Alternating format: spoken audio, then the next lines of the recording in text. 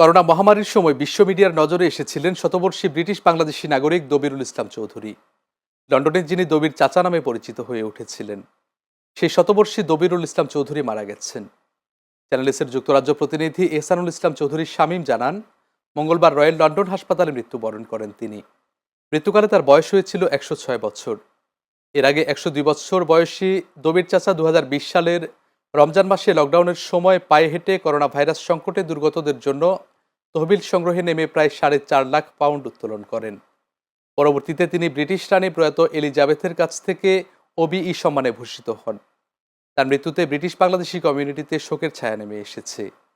1920 সালের 1 জানুয়ারি সুনামগঞ্জের দিরাই উপজেলার কুলঞ্জ গ্রামে জন্ম নেয়া দবিরুল ইসলাম যুক্তরাজ্যে পাড়ি জমিয়েছিলেন 1957 সালে।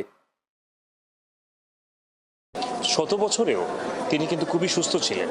তিনি ব্লাড প্রেশারে ছিলেন না, তিনি ডায়াবেটিসে ছিলেন না। পারিবারিকভাবে উনি অনেক ধনী হতে পারেন। তিনি কিন্তু খুবই সিম্পল একটা লাইফ লিড করতেন।